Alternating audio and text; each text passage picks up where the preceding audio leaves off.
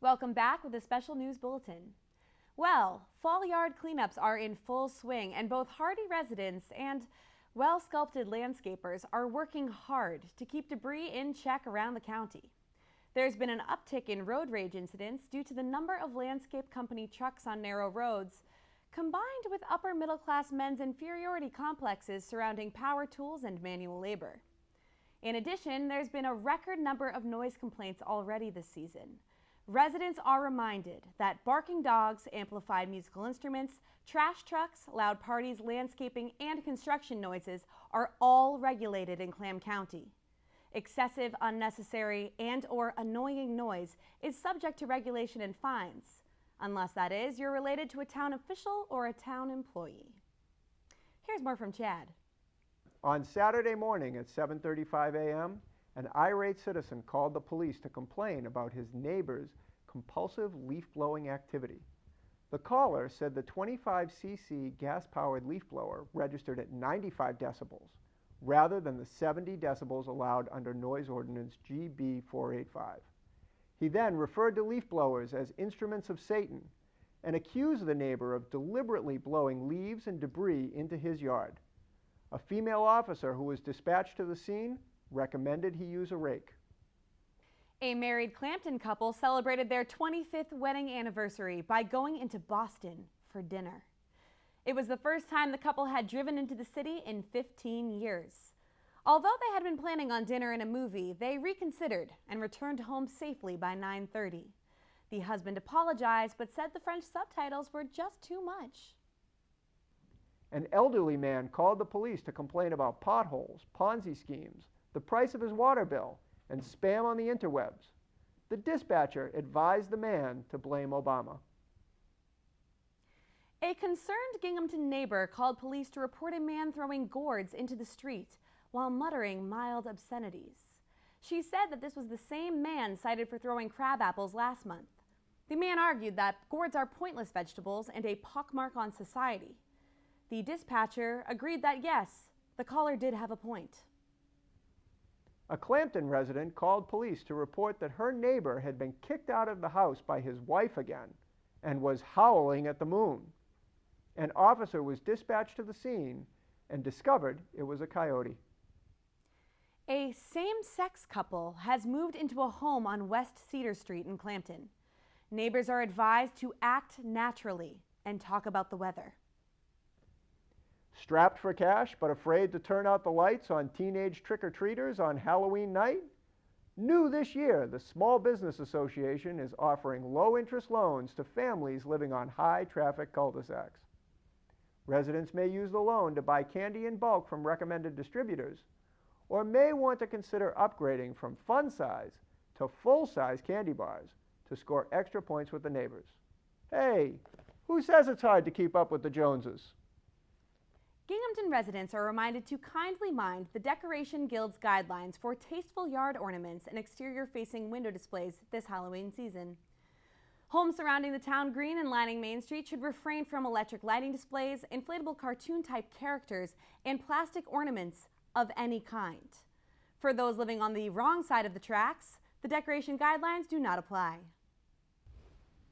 Mark your calendars for the Halloween McMansion Tour the last weekend in October. The county's finest gated developments will be decorated to the gills for holiday fun. Visitors will get the chills in spooky wine cellars, mesmerized in surround sound media rooms, and lost in multiple walk-in closets and 4-car garage mahals. This free event is sponsored by the County Planning Board, Building Commission, Contractors Guild, and Realtors Council. The Gridiron Boosters of Ginghamton are holding their annual Fall Friends of Football fundraiser. The silent auction will include mystery gift baskets and expensive vacation rentals you really weren't planning on this year. Husbands are advised to abstain from drinking and to hide their wives' checkbooks in advance. The Chardonnay Cafe Book Club has posted this year's reading list on its website. Avid readers can order new titles in advance at the Quahog Book Cove. For all others, the cafe will have Cliff Notes available to purchase the night before during happy hour. That's what I would do. Now let's see what's up in the wild world of weather with our own Doc Rockbottom.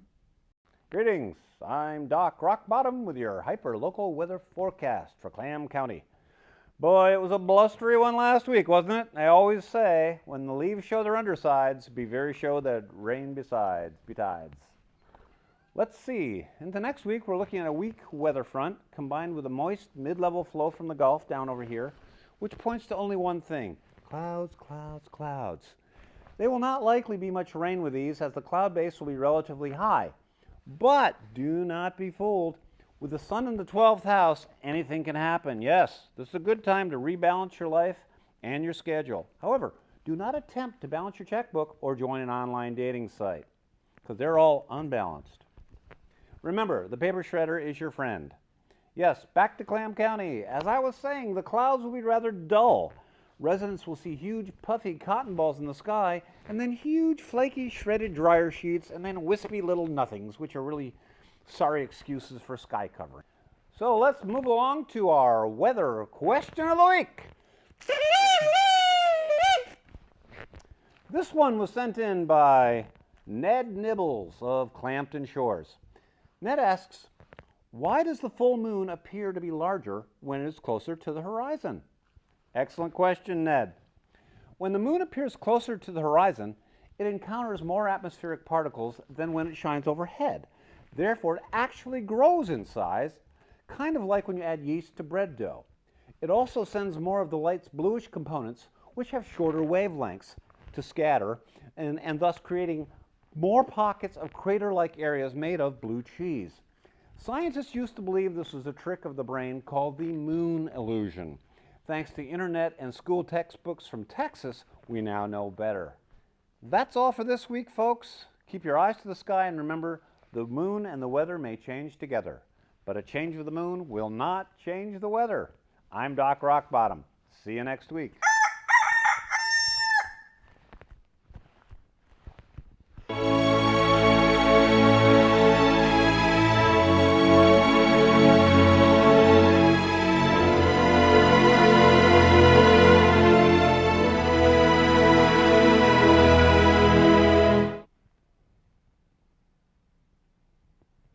I'm Easy Living editor Edmund Potts Turlingham, and we're going to solve one of the biggest problems you didn't even know you had on Halloween night. In my neighborhood, we get anywhere from 50 to 150 kids. I think someone's bussing them in from the cheap towns, and you know who you are. But with numbers like that, it's hard to shop. How much do you really buy? Do you really want all those heavy-calorie leftovers laying around? That's why we're bringing you today's tip: what to do if you run out of Halloween candy. You have to be ready for this, but don't worry. You already have it covered. On Halloween afternoon, look around your house and gather up the items you could use if you run out. Here's what to look for: things that are edible, things that can feed multiple people, and things that can be divided. I went around my house today and brought all these possible treats to the studio. And my cousin Nigel is here to help us today. And I see you brought your Halloween basket. Well, good for you, Nigel. Maybe this outfit is a hint. What Clam County youngster doesn't love chowder, especially on a cool night? Make up a pot, and when they come to the door, give a little taste to Mom and the kids. Don't have time to cook? Here's a few more ideas. Take out your last few big candy bars and cut them up, like so. Hand them out as individual pieces so they can eat them on the spot. Don't want to eat them? Throw it in their basket. How about some nice olives, decorated with candy corn? Oh, that's fantastic. Edible, multiple, and divisible. What's better than celery, huh? You got a ton of it in the fridge. There's 12 kids right there. String cheese. When you get down to the last one, just peel off a piece. It'll go a long way that way. How about sardines? Luscious and nutritious. Fantastic. Ritz crackers. You could even give them 2. Eggs, edible, multiple, divisible. Put it right in their basket. Toast points with jam. I think I'll have one myself. Sounds perfect. Not everything has to be edible. Here's a cute little treat. Christmas bows. The kids can put it on their forehead. Who doesn't have 20 remote controls? This is an easy way to get rid of them. Erasers. In fact, I used to eat these when I was a kid. Give them one of those. Their moms will appreciate that. Glue sticks, I've got 30 of them. Easy way to give them away. Popcorn. Be generous with popcorn because there's a lot of it. It's cheap. You can do like a whole handful. Just like that. Just like that. That kid was extra special and deserves another one. Anything else? What's it? This is ingenious. Nigel came up with this one.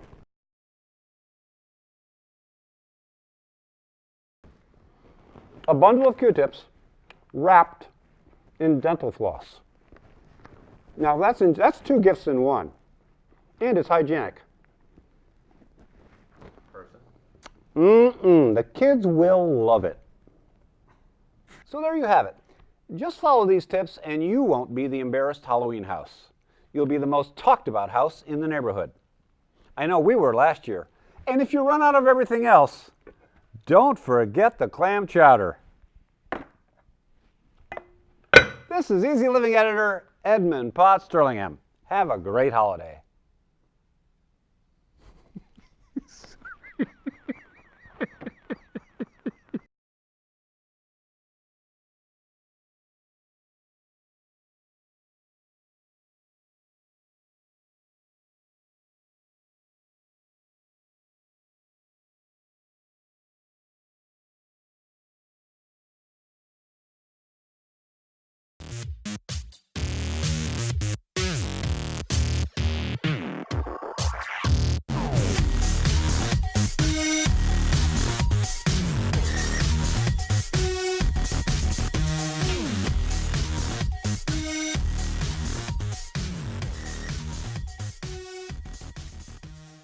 Yeah.